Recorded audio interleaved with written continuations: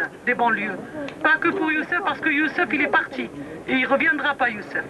Mais c'est pour ceux qui restent, ceux qui sont vivants. Je vous remercie. Hein. On ne pourra pas nous dire qu'on n'aura pas essayé de dialoguer. Ça fait 10 ans qu'on fait des réunions, des manifestations, qu'on fait des fax, qu'on perd notre énergie, qu'on sacrifie pour certains, que certains sacrifient leur vie de famille pour ça, et on ne pourra pas nous dire qu'on n'a pas fait l'effort pour être tranquille et pour être calme. Nous, on se pose la question, si au bout de tout ça, si en démontrant la réalité de ce que c'est, de tel ou tel ou tel, s'il n'y a rien qui vient de notre côté, si c'est un message de haine qui passe, nous on se pose la question à quoi ça sert de faire tout ça. Donc voilà, et on demande, vu que le procureur de la République, dans l'affaire de Aïssa, dans l'affaire de Saïdi, dans l'affaire de Youssef et d'autres affaires, il est de parti pris, on va demander pendant ces 3 jours qu'il démissionne, qu'il parte. On n'en veut plus de ce procureur. Depuis 2 jours, quelques dizaines de militants des banlieues suivent ce procès et réclament justice. Mais cet après-midi, ils ont tous quitté la salle quand le procureur a pris la parole. Le procureur qui n'a pas réclamé de sanctions contre les 3 policiers de Mantes-la-Jolie. Yves Colleux avait tenu à assurer personnellement cette audience. Le procureur était déjà en fonction au moment des faits. C'est lui qui avait suivi toute l'affaire. Et depuis 10 ans, monsieur le procureur n'a pas varié. Pour lui, il n'y a aucune preuve que les policiers aient frappé Aïssa Iche. Il balaye les accusations des CRS, évacue les traces de coups, une violence proportionnée, dit-il, avec l'interpellation. Un procureur qui défend les policiers, Maître Leclerc s'y attendait. L'avocat de la famille Iche dénonce, dit-il, l'acharnement du ministère public à vouloir étouffer ce dossier.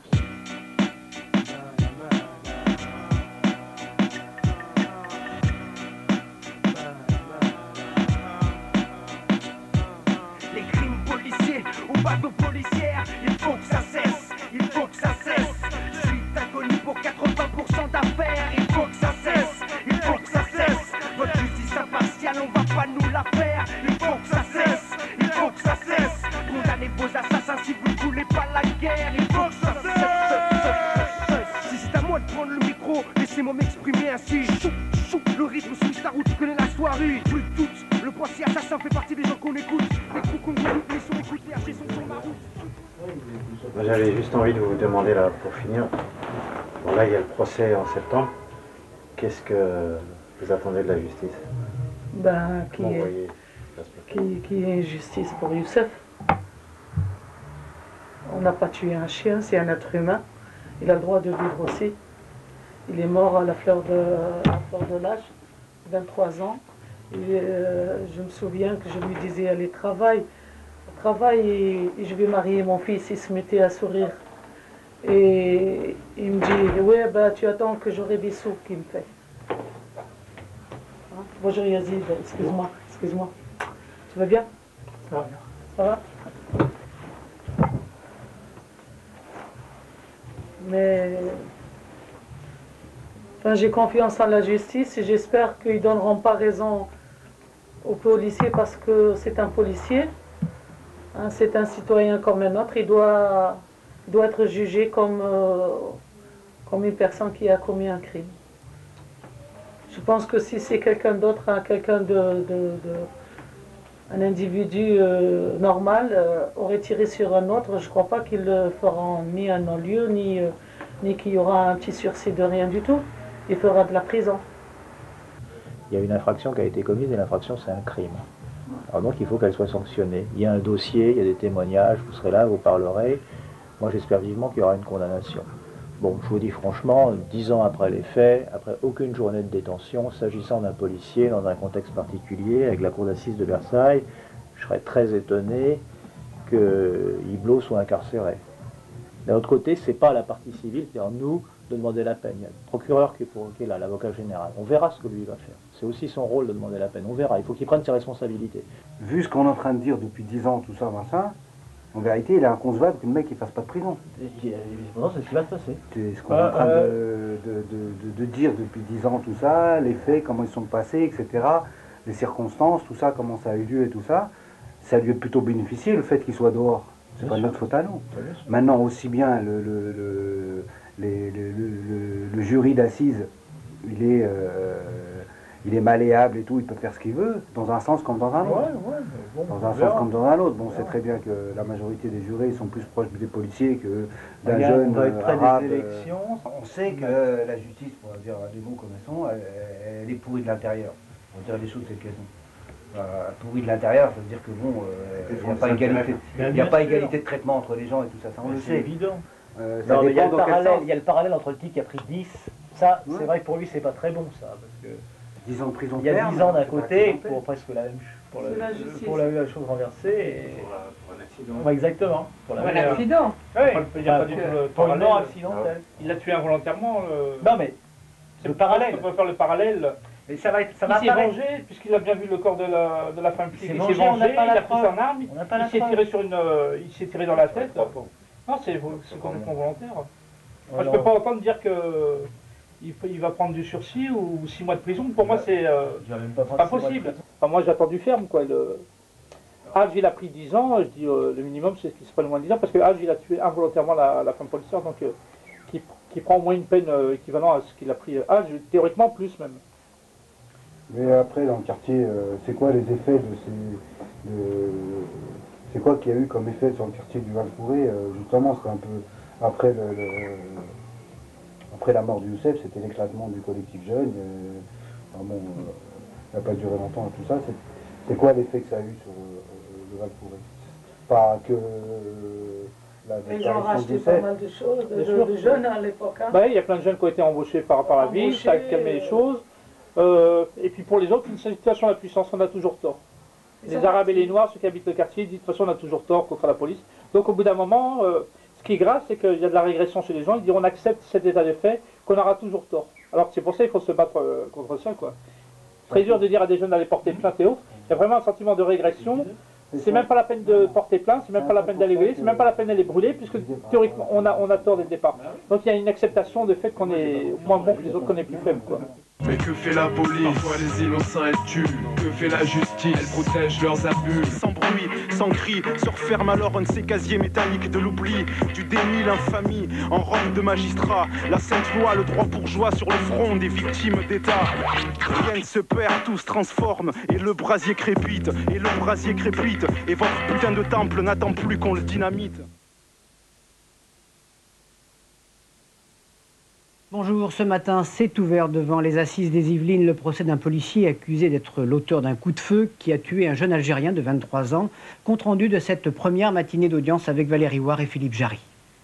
Un procès aux assises, la famille de Youssef Caïf attendait ce moment-là depuis 10 ans.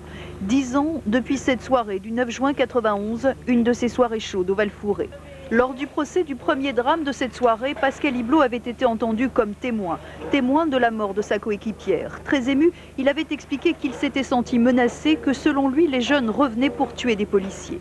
Mais aujourd'hui, c'est lui qui est accusé, c'est lui qui doit s'expliquer. Un procès parallèle. Sous les tentes, on s'apprête à instruire durant 3 jours celui de la justice. 10 ans ont passé depuis la mort de Youssef Caïf. Derrière les barrières, un vaste dispositif de sécurité. Pascal Iblot, le policier, comparaît devant la cour d'assises. Nombreux sont ses collègues présents dans la salle. Il ne restera qu'une heure. Bruno Maigret vient apporter son soutien à l'accusé, à la police. Une visite éclair qui n'est guère du goût ni des victimes, ni de la défense. Bah, pour l'instant, on attend qu'ils nous libèrent une quarantaine de places. Voilà. On nous a traités comme des chiens. Il n'y a que 5 personnes qui sont rentrées après la famille Caïf et ils ont fait rentrer des gens par derrière. Ça, c'est pas bon, ça. Ça, c'est pas bon. Ce qui se passe à l'intérieur, ça confirme ce qu'on dit. Il y a une présidente qui se permet d'avoir une façon de faire partiale, qui ne respecte pas la partie civile, qui ne nous respecte pas. Quand il y avait le procès de Saïdi par rapport à la policière, son comportement avec la famille de Marie-Christine Baillet, c'était pas le même qu'aujourd'hui avec la partie civile. Donc pour nous, c'est une présidente qui est partisane. Déjà que le procureur de la République, il était partisan, il n'avait pas ouvert d'information à l'époque, le juge d'instruction, il a conclu au non-lieu, et là la présidente, elle s'y met aussi. Mais en plus, il y a certains médias aussi qui s'amusent à faire du Youssef le grand voyou. Là déjà, on a l'impression, à l'intérieur du tribunal, que les policiers sont au premier étage. Eux, ils ne sont pas fouillés, et nous, on les fouillés. Et ils sont ornés. En plus, ils sont en service. Pour certains d'entre eux, ils viennent ici avec notre argent ils sont en service pour supporter Hublot. Un meurtrier. Donc on va où comme ça? Ce que j'ai entendu, et puis la présidente, alors carrément, à la limite, oui le pauvre, ah oui le pauvre, il est en état de trouble, ce policier, il est très mal, il a des complications psychologiques, la famille en a pas eu peut-être? La famille en a pas peut-être. Alors lors du procès là c'est très simple, on charge à fond la famille, à un moment c'était le procès du Val-Fouré, après c'était le procès de la famille. Procès, c'est-à-dire que Youssef, il est mort, mais c'est comme si qu'ils l'ont encore shooté une deuxième fois. Il est mort, il est mort 46 fois là, Youssef. Ils l'ont fustigé. Ils n'ont pas arrêté. Et à la limite, t'as l'impression que c'est retournement de situation, ils te la font à l'envers. La partie civile, c'est eux les coupables. Et à la limite, le flic, oui le pauvre, on va s'apitoyer sur lui, style. Non, c'est mal barré. Hein. Il faut que ça cesse. Il faut que des actes comme ça, ils soient punis. Pourquoi? Parce que si des actes comme ça, ils sont pas punis, qu'est-ce qui empêche nos frères, nos petits frères, ou nous-mêmes même, de péter des plombs et de faire n'importe quoi? Et à ce moment-là, on va dire on était en état de choc. Et nous, on est en état de choc permanent. Donc, voilà, nous, c'est pour leur dire ça. On nous amène sur le terrain des questions de violence urbaine, des questions de savoir si la voiture était volée ou pas. La juge, elle s'est permis de dire ça quand même à la mère à Youssef, pendant qu'elle témoignait. Elle lui a quand même sorti ça, mais ouais, mais la voiture, il l'avait quand même volée. C'est quand même des trucs, on se demande comment... Voilà, tout à fait, mais on se demande comment elle encaisse tout ça même. Enfin, là, il y a eu une suspension de séance. La mère de Youssef, elle est restée assise tout le long, ça a duré 1h30 la suspension de séance. Le flic Hublot était en face. Le flic Hublot, il avait droit comment dire, aux bonnes intentions des magistrats, de la greffière, des flics qui venaient le saluer, ça allait à coup de sourire. Et la mère de Youssef, elle était en face et elle regardait tout ça. Là, on se demande comment elle fait le courage qu'il faut pour supporter ça, pour voir que, je veux dire, la greffière, elle va demander si tout va bien du côté du flic et après elle s'assoit à côté de la mère de Youssef, elle la regarde même pas. Je veux dire, on se cache même pas finalement quoi. Il y a un clan là, ouais, c'est les méchants et les gentils. Madame Caïf est du côté des méchants visiblement aujourd'hui. Apparemment, les médias, la version des médias, malgré tout le travail qui a été fait, c'est-à-dire d'envoyer les choses telles qu'elles étaient, voilà, ça part à coup de rodéo, c'est passé en un quart d'heure, ils fonçaient sur la police. Merci beaucoup Anita, on passe à une page justice avec d'abord cette affaire du rodéo de Mantes-la-Jolie. Un rodéo donc, qui a dégénéré, rodéo pendant lequel le policier a perdu son équipière Marie-Christine Baillet. Après la mort d'un jeune homme qui participait à un rodéo en banlieue parisienne, quelques minutes plus tôt, une femme gardienne de la paix avait été mortellement blessée par l'un de ses véhicules. Un rodéo de voiture volée à Mantes-la-Jolie en 91, une des collègues du policier avait été tuée, percutée par un des véhicules. Un rodéo sanglant dans les rues du Val-Fouré. Une voiture tente de forcer un barrage de police. Quelques minutes avant le drame, une jeune policière avait été tuée, renversée par une voiture. Les véhicules sont revenus, le policier a tiré. Une demi-heure plus tard, 3 véhicules repassent sur les lieux du drame. Le retour sur les lieux de 3 voitures. Pascal Hublot avait vu mourir sous ses yeux sa collègue, tuée quelques minutes plus tôt. Ce jeune de 23 ans participait à un rodéo automobile qui venait de coûter la vie à une policière. C'était lors d'une course-poursuite, alors que Caïf conduisait une voiture volée. Auparavant, le rodéo avait coûté la vie à une jeune policière. Non mais ce qui m'énerve aussi, c'est qu'ils essaient de lier les deux affaires. Voilà, ils essaient de sensibiliser les gens pour la... ce qui est arrivé malheureusement pour la policière. Mais le jeune, il a pris, il y était pour rien. Mais c'est ça, ils essaient d'établir un lien entre l'accident de la policière et Youssef. Ils vont tout miser là-dessus. Voilà.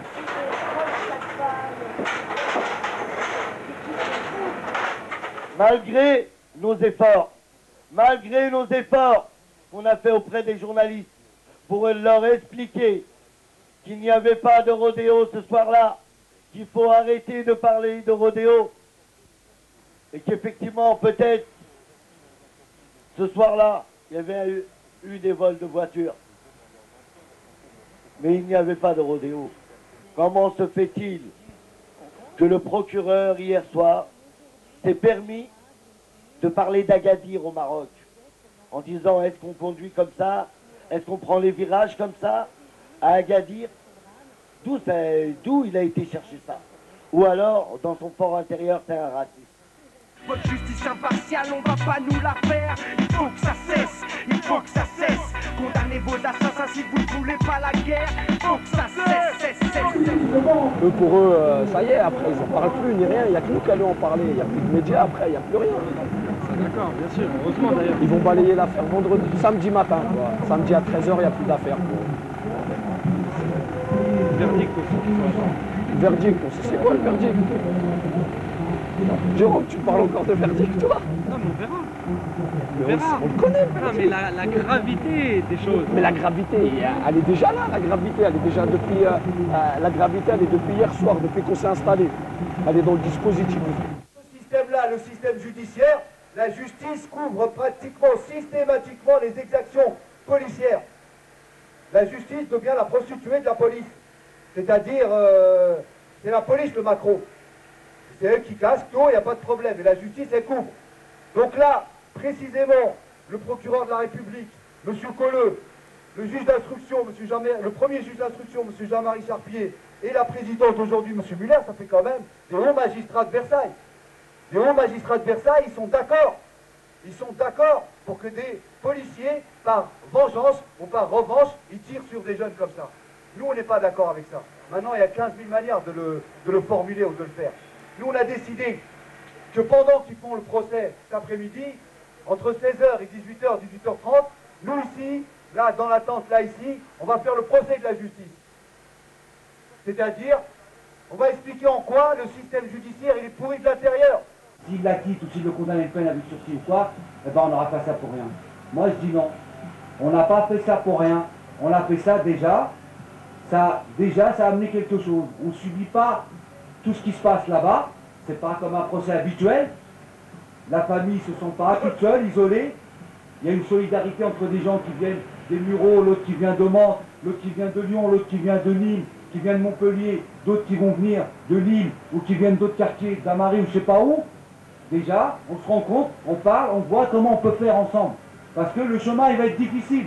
On n'est pas en train de dire que c'est facile, il suffit de crier pas de justice, pas de paix, et puis ça y est, ils vont... Non, c'est pas comme ça. Ce qui se passe depuis quelques années, cette haine envers les jeunes des banlieues, qui dure depuis une vingtaine d'années, eh bien, c'est une tradition policière. La police, il lui faut toujours un ennemi pour avoir le sentiment d'exister. Et depuis au moins 20 ans, l'ennemi, ce sont les jeunes des banlieues. Le procès qui se déroule depuis hier est tout à fait exemplaire à cet égard, et nous sommes face à une justice qui flatte le policier assassin et qui regarde avec mépris la famille, le père, la mère, la sœur de la victime et ses amis. Voilà. Qu'est-ce qui fait que je sois là en tant que femme aujourd'hui pour être aussi actrice dans cette affaire et non pas spectatrice? J'aurais pu considérer que mon rôle de responsable juridique est resté au milieu et dire c'est pas forcément ma place. Là, c'est pas l'épouse, la femme, c'est la mère. La mère, c'est tout ce qu'il y a au fond de nous, les femmes, qui bougent. Il y a toutes les fibres qui bougent. Il y a toute l'émotion qui bouge. Comment ne pas être solidaire de Madame Caïf et de toutes les mères victimes des crimes qui ont été perpétrés sur leurs fils? Comment je ne pourrais pas être concernée en tant que mère par ce qui arrive à cette famille? Je ne peux remercier que le ciel d'avoir eu des enfants qui n'ont pas créé de problème et qui n'ont pas eu de problème avec la police, qui sont en vie aujourd'hui. Mais comment je peux rester comme ça en me disant c'est pas mon problème? Madame Caïf, je suis aussi Madame Caïf. Hier, j'ai assisté à un moment au procès, il dit, l'avocat a posé une question en disant, Madame Caïf, qu'est-ce que font les femmes de votre génération pour s'occuper de leurs gosses? Et au fond de moi, je me suis dit, mon Dieu, je voudrais me lever et lui dire, espèce de sale connard, tu crois quoi? On est des chats qui ont mis au monde d'une portée de petits chatons et qu'on doit faire le tri et noyer nos mômes. On les aime, nos gosses. Ils sont les meilleurs. Ils sont meilleurs que vous parce qu'ils ne portent pas l'uniforme que vous portez. qui représentez l'État. Je pense que d'une part, si on joue la carte juridique, il faut que les avocats soient, à mon avis, plus agressifs qu'ils ne l'ont été jusqu'aujourd'hui. Ce qui ne voudra pas dire que tu gagneras finalement, mais au moins ce qui doit être dit sur la justice, de la manière dont elle est rendue pratiquement, il faut être plus agressif et plus clair que ce que l'ont été la défense de... vous voyez, je fais un lapsus, parce qu'en fait c'est la partie civile, les gens qui défendent Youssef. Voilà. Sinon j'avais juste un truc à dire, ici à Versailles, c'est pas étonnant que les procès se passent comme ça. Ça fait longtemps qu'on a choisi Versailles comme le centre au niveau de la magistrature. D'ailleurs, le magistrat qui siège aujourd'hui, la présidente, n'est pas la présidente habituelle de la Chambre. Ils se sont donné tous les moyens pour pouvoir amener un président vraiment qui était à fond dans le dossier, dans le soutien de Hublot. Et ici, de toute façon, la police et la justice a une longue histoire des meurtres racistes. Il faut se rendre compte que la victoire, elle est là. Et que le résultat de ce qui va se passer là-bas est secondaire pour vous. C'est ça notre victoire. Une justice n'est pas juste parce qu'elle décide d'être juste. Il ne faut pas rêver, il ne faut pas planer. Une justice, elle est juste quand il y a de vrais contre-pouvoirs. Une justice, elle est juste quand les populations sont assez organisées et structurées pour faire respecter la justice. Donc il ne faut pas penser que ce beau palais de justice, avec ces belles personnes qui ont de beaux habits, etc. Et tout ça est notre garantie pour une vraie justice. La vraie justice, elle existera quand nous, on sera réellement organisé, structuré et qu'on aura un vrai discours. Et c'est pour ça que je considère que pour moi, on a gagné. Le fait d'avoir pu organiser ça, on a gagné. Quels que soient les résultats de ce qui se passera là-bas, pour moi, c'est secondaire. Même le flic, à la rigueur, qu'il le relâche, qu'il fasse ce qu'il veut, même lui, c'est secondaire, parce que le mal est fait maintenant. Le mal est fait, qu'ils soient emprisonnés, c'est secondaire. Et il ne faut pas rêver sur le résultat. J'ai assisté à une partie de l'ambiance, franchement, ça me donne envie de vomir. Donc moi, le seul message que je voudrais donner, c'est que Youssef, il a besoin, pour ceux qui y croient, pour sa famille, il a besoin de prière. Et nous, on a besoin de solidarité, et d'audace et de courage. Et que si on ne se réveille pas, eh ben, on passera notre temps à réagir. Et moi, je voudrais qu'on arrive à passer à une autre étape, qu'après réagir, après le mal, qu'on puisse au moins construire, qu'on puisse réfléchir à comment en amont faire en sorte qu'un flic avant de tirer, il réfléchisse à 3 fois. Comment faire pour qu'un flic avant de tirer, il réfléchisse à 3 fois. Non, mais ce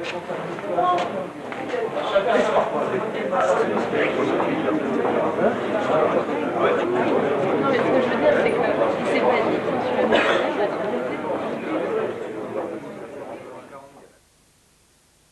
Mais ça, bon, c'est du moment qu'elle a du sursis, on s'en fout, nous on ne veut pas du sursis. Exactement. Mais bon, il ne faut pas du tout attendre une peine qui soit ça sert à rien d'attendre alors que vous avez l'avocat du général sursis, qui n'a pas demandé. Pas la peine. L'avocat général n'a pas demandé. On l'a su déjà. Condamnation avec Cécile, il est libre de me. Comment ça a été fait? Bah, pour l'instant, non, bien sûr, je suis déçu. Vous ne pensez pas que ça serait du sursis, c'est ça? Bah non. Une annonce maintenant du sursis, moi je suis stupéfait. Quoi. En plus, il reconnaît les faits, que c'était pas la légitime défense, il est coupable. Coupable, ça veut dire une peine. Il n'y a pas de circonstances atténuantes. Je crois que nous restons au-delà de ce principe de condamnation dans un flou artistique qui a toujours été effectivement la ligne de conduite du parquet. Mais certains attendaient une certaine égalité entre le procès qui avait eu lieu en 97, où 10 ans avaient été requis et où il y avait un verdict de 10 ans, et là où c'est une peine de principe qui est requise. Je crois qu'on tombe là dans une jurisprudence, je dirais, constante en matière de pénalisation des agents de la force publique. Lorsqu'ils sont reconnus coupables, il est assez rare que l'on ait, pour des faits à peu près équivalents, des peines qui soient excessivement lourdes, des peines fermes lourdes. Alors c'est vrai qu'en ce qui concerne Laj Saidi, celui-ci a été condamné à 10 ans de réclusion criminelle. Pour des faits identiques, M. Hublot sera sans doute, si jamais il l'était, condamné à une peine de principe de l'ordre de 2 ou 3 ans avec sursis. On n'en sait rien. En tout cas, ce sont les sens des réquisitions qui sont faites.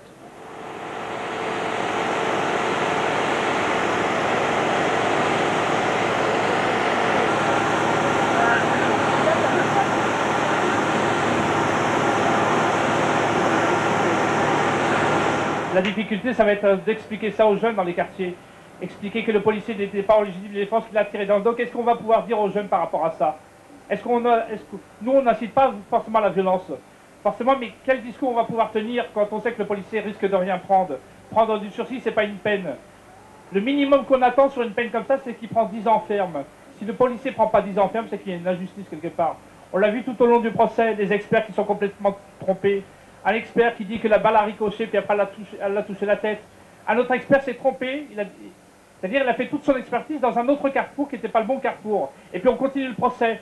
Théoriquement, le procès devrait être annulé et qu'il puisse reprendre à un autre moment. Pour nous, le procès n'est pas du tout équitable. Il y a de l'injustice depuis le début du procès, et nous, on n'est pas d'accord avec cette mascarade.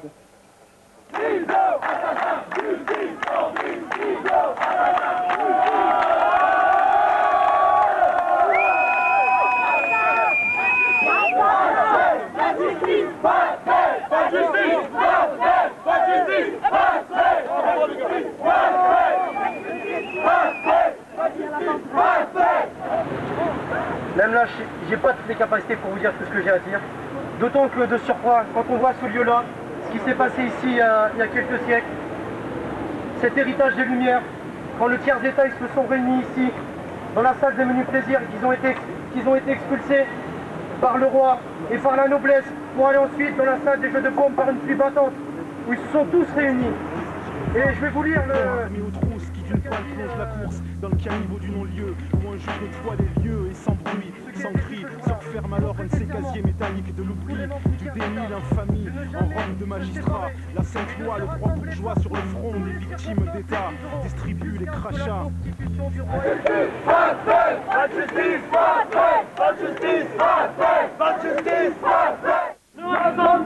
users, nous sommes tous users, nous sommes tous users, nous sommes tous users, nous sommes tous users, nous sommes tous users, nous sommes tous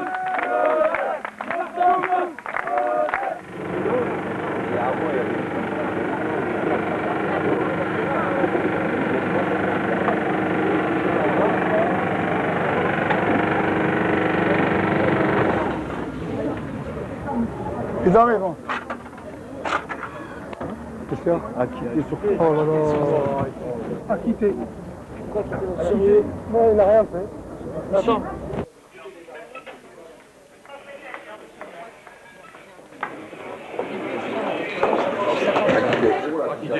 Acquitté. Le verdict est donné par un policier qui ne cache pas sa satisfaction. Son collègue a été reconnu non coupable après 2 heures de délibéré.